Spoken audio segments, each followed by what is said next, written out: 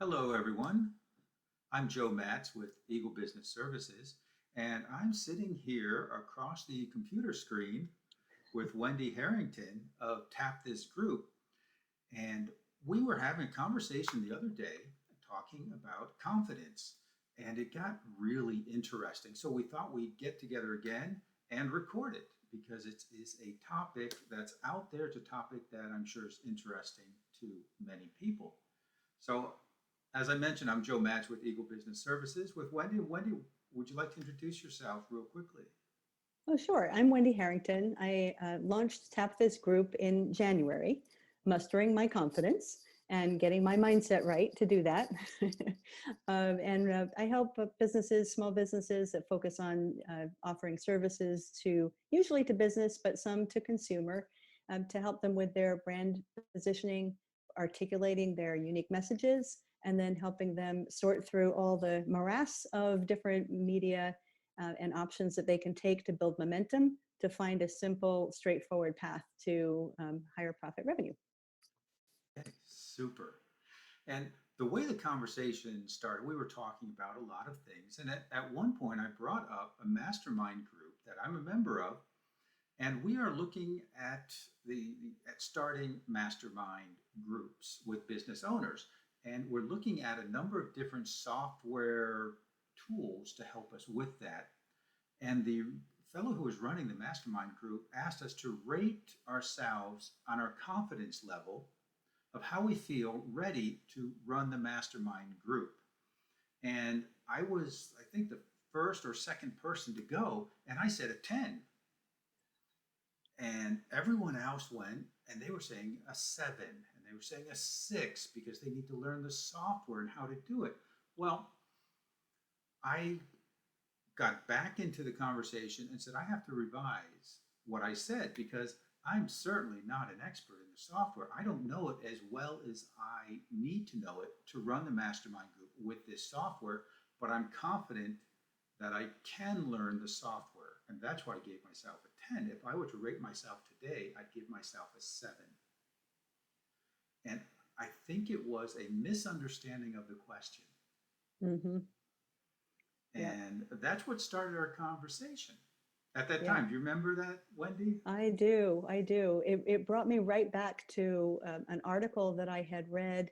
I want to say it might have been in Success Magazine or something like that. And it was focusing on some research that at that point was, I guess, relatively new, had come out that looking at men versus women and the way that they approach the idea of new opportunities.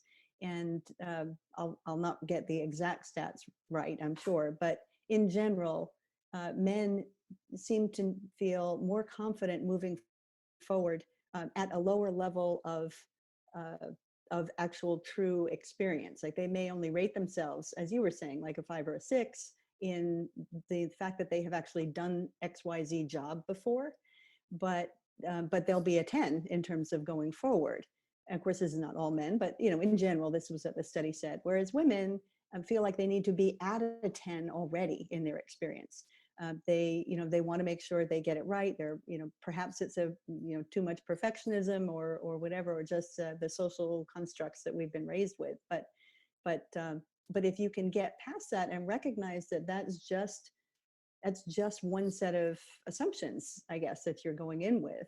Where are you holding yourself back because you are thinking you need to have everything perfect before you actually move forward? And I think maybe there's some similarity, or maybe something that comes up through I think software engineer, right? It's the minimum viable product. Maybe we have to treat ourselves like, what's the minimum viable product we need to have before we can take a step in a certain direction.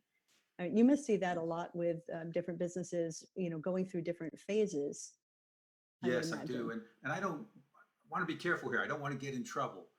But I have read research that says that a man will be promoted because of his confidence and the way he exhibits that confidence in being able to do what has to be done.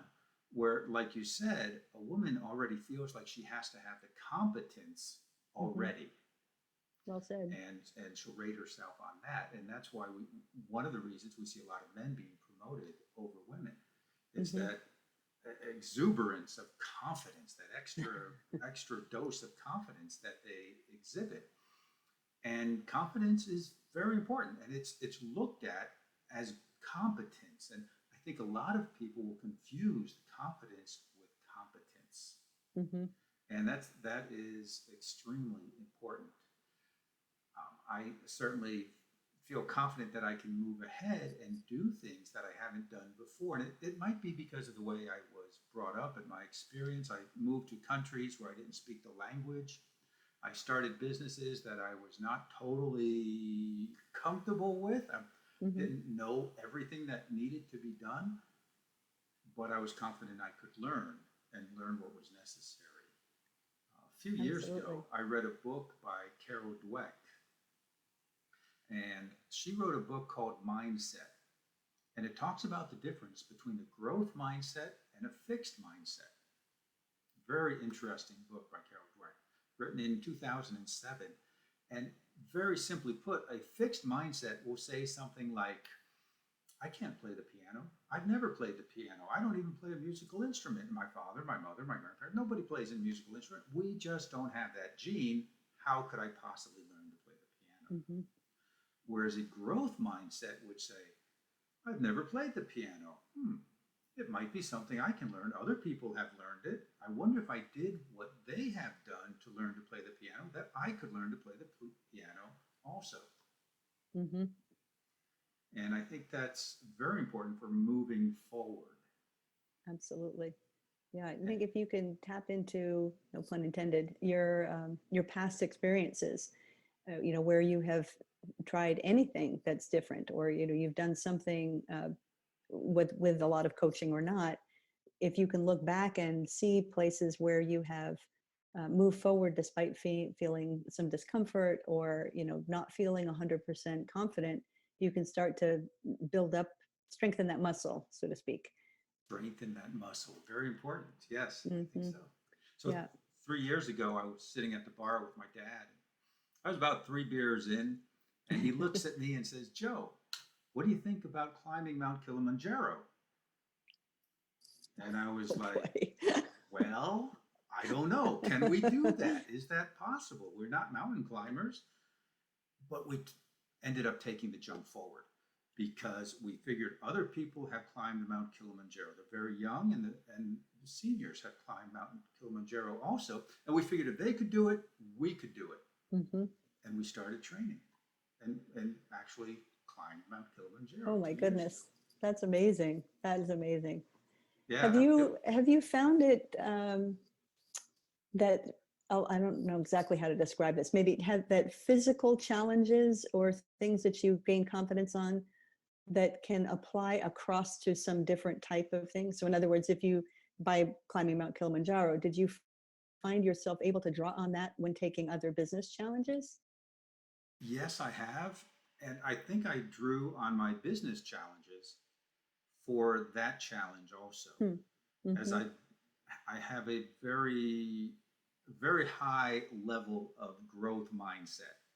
It's got me in trouble sometimes, I have to admit, not too much. But yes, I believe that if someone else can do it, and I think I got this from Tony Robbins at a very Mm, influential time in my life, where he basically said, if someone else can do it, if you learn what they learn, if you think what they think, if you perceive the situation the way they perceive it and incorporate their emotions even, mm-hmm. that you can also achieve those results. Mm-hmm. But Yeah, I can I'm see that. I'm curious that you mentioned your business is new and you had to overcome some challenges with confidence to start your business. Did I hear that right? Well, to some extent, I'd had businesses before, and my father had an ad agency, during my growing up years. So I came from a little bit of an entrepreneurial background. But each time you go to start something new, you want to go out with your best foot forward, and yet you have to be willing to adapt and kind of, go with the flow a little bit. This has been quite the year to adapt and go with the flow, well beyond any expectations. So drawing on past successes and failures. I mean, learning from the things that didn't go well, at other times, but making sure that they get framed in a growth mindset, right? So how can I build on this to take on the next step? How can I learn something that I didn't know, or find help and insight from a different person to get a different perspective? Those things have all been, they've all been really helpful. And on days when, things don't seem like they're going right, which thankfully, apart from our COVID life, haven't been too many. Um, I think, like you, I can draw on some of the things from my years as an athlete, and sporting things. And one time in particular, many years ago, I attended a week-long thing they called the Enlightened Warrior Camp. I think it was a T. Harv Eker camp or something Sounds like like that. fun.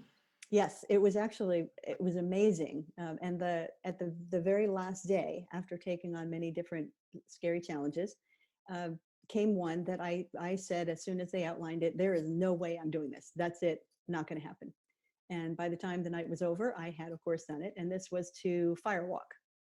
And so they sent you home with a little piece of the ember, as a reminder. And so it is actually helpful. That's why I was asking you the question about am I the only one who sees as you being able to take things from one avenue of your life and apply it to another? And it is a little bit different. Stick-to-itiveness is a little bit different, and drawing on that inner confidence. But knowing that you have had to dig into different resources and trust in other people, and all of these components, definitely helps. It definitely Yes. helps. Yes. And hey, Wendy, I heard you mention the word stick-to-itiveness. I love that Yep. word. I hardly ever hear that word. Maybe we need another talk about that. That is Right. awesome. So, I do like to make up words. I don't know. I think that one should be in the dictionary. That's an Right. important word. So, any final words on confidence that you'd like to leave the audience with? I would say, that really, when you are at a place where you feel like you could be drawn to something rather than running away from something, the power of that magnetic pull, uh, that's what you really want to harness to be able to move forward, I think. And if you are struggling with whether or not that confidence is well founded, uh, make sure you have a few people around you who you can go to for that support, who are also not just, they're going to cheerlead everything, but people who you feel you can trust, to really help you sort through your emotions and your logical decision making. Yes, very good.